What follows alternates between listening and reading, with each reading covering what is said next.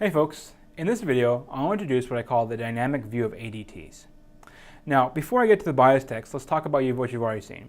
You've already seen as an ADT something like a stack. So a stack is, this thing over here where it's like, well, I add elements in, I take elements out, right? And it's always from the top. And I have some functions associated with it, or some methods associated with it. I have things like push, pop, well, I already wrote pop, but now I do push, peek. And these things here, right, it's like peek has a return value of t because it's generic, right? You want to take something out. Push is basically going to be a void type because like, well, I'm putting something in. Pop is going to be a t type as well, right? I'm getting something back out. All right, so I have those three, methods, right, that kind of defines the behavior of any stack. Okay, so life is good. One note here though, right, and this is going to be something that we've kind of taken for granted up until now. But when I use a stack, there's only ever one stack, right? I do a new stack, I manipulate it. I push, pop, peek, do the same operations to that stack over time, and I just constantly, reuse that same stack over and over and over again. This is what I would call the static view. So I have one stack, and I just use it again and again and again. Okay, fine. So what else can we do though? What else can we do? Well, maybe we can think about doing something like how the primitive types work. So for example, I'll just draw this off on the side. In a primitive type, like for example integers, I have this. 2 plus 2 equals, or I should say becomes 4. So I have an int and another int becomes an int.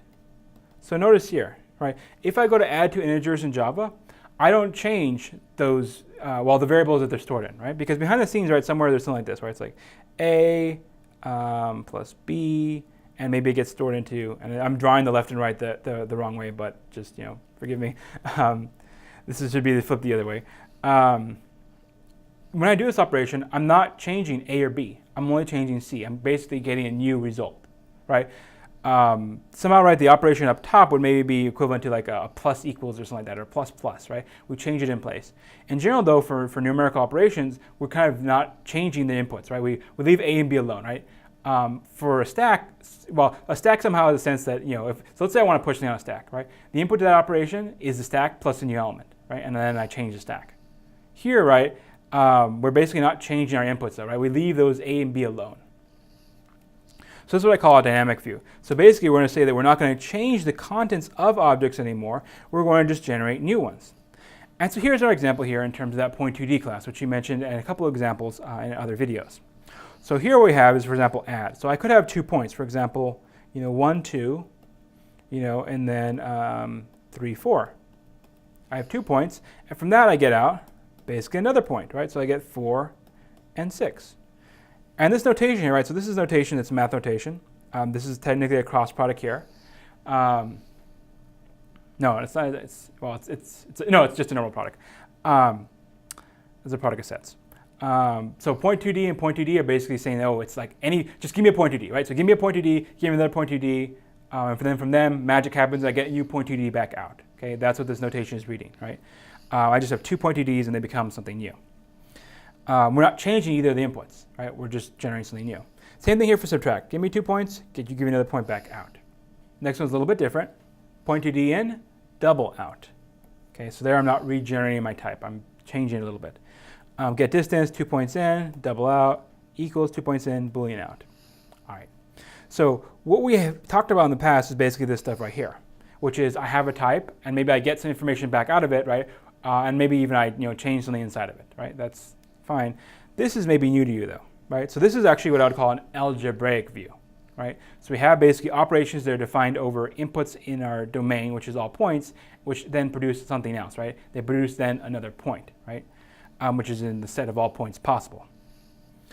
So yeah, this is kind of the idea of a dynamic type.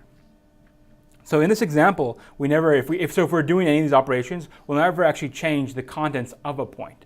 So point2d is actually going to end up being what we call an immutable type. All right. So ADTs in general have 2 types of operations, right? So one may be basically to, so one's a transformation, right? To say, okay, I'm going to take a type or 2 different types, do something, and I'm going to get back out the type again, okay? This is what I call a transformation. Now, in general, when I have this type of operation, what I'll have is also something called closure. And closure is something you should have seen in your math courses. The idea is something like this, and we'll go back to just numbers because it'll be easy. Let's say I have integers. So let's say I have z, and I'm doing addition, and I go z again.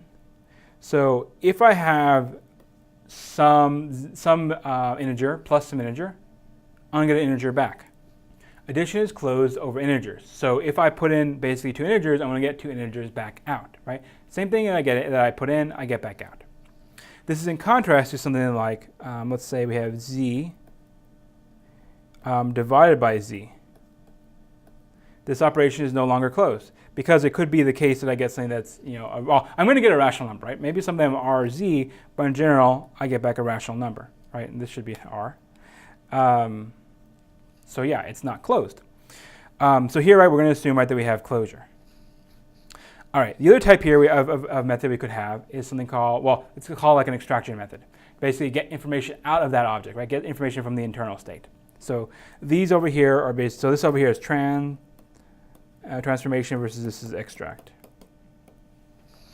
All right, and so for some types, right, we basically only have that second operation, right? So something like a stack, we kind of only have that, those extraction operations, right, that pull something out. All right.